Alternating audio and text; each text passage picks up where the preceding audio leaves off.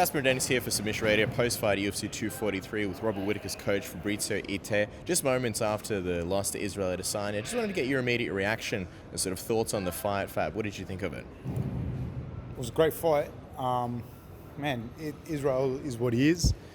It was, they were going for it. Israel timed it, caught him in the first round. Before that, it was pretty close. I haven't looked back on the fight for me to be able to say anything. Second round was more of the same, and Israel, I think caught him with a check hook. It happened very quickly. Hats off to Israel, he won, and I don't know. We were under no illusion that he wasn't good or anything like that. We interviewed me before the fight.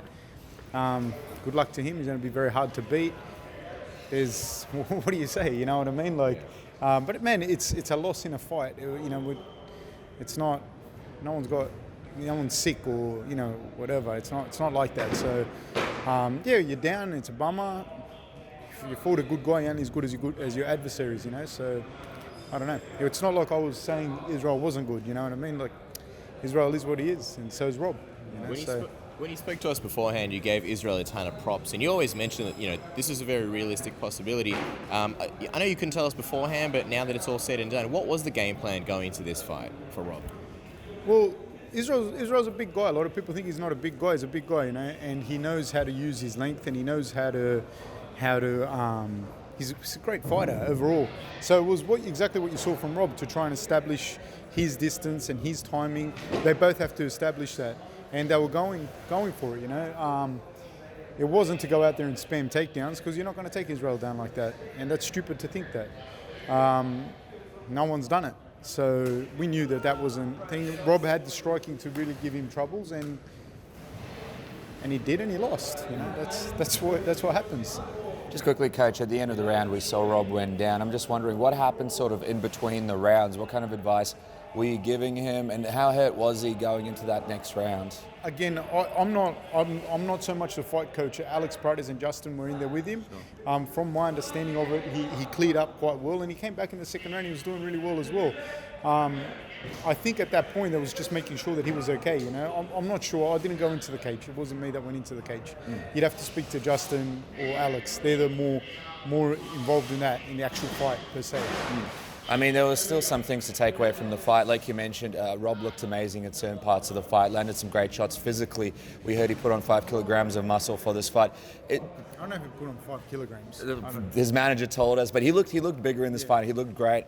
What was the feeling like from Rob after the fight? Obviously, he's disappointed, but at the same time, he was back in the octagon. He was back in front of his people, sort of here in Melbourne. And what kind of how's he feeling right now about sort of his future and what's next? Is he we heard him say that him and Israel will meet a number of times, and you said that as well. Is it a case of, all right, this didn't go our way, but we'll be back to the drawing board soon and sort of get this thing going again? Look, he lost the fight. You know what I mean? Israel's lost fights before.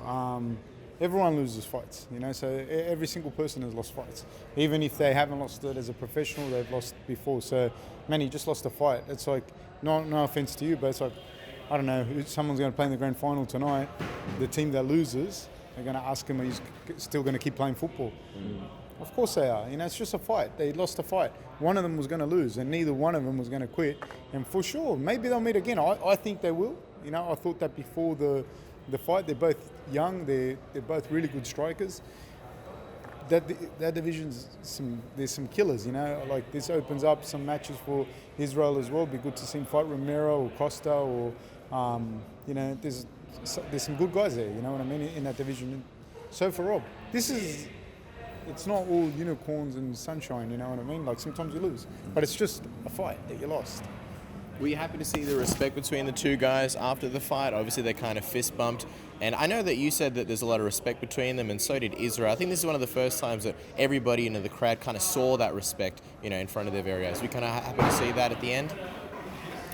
I never really felt like any disrespect from Israel. Like I seen him in the stairwell, like the day before the fight, like way before, and it was like there's no cameras there or whatever, and we had a quick conversation. I wished him well. Obviously, I didn't wish him luck. I would have wished Rob to win. But, man, to me, it's not personal. There was neither one of them had I don't think ill feelings. Like, you got two guys that are going to fight, and one dude's got a real brash personality, and the other guy's more quiet. You know what I mean? So it wasn't. To me, I didn't think it was personal or anything like that. I never felt, even to be honest with you, I didn't even feel animosity from Israel.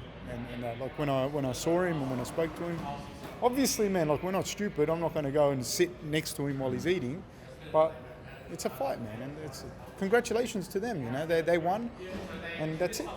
Coach, we appreciate your time. Thank you so much, and thanks for talking to us after this fight. We really appreciate it. No, thank you guys. Thank you very much. Take care.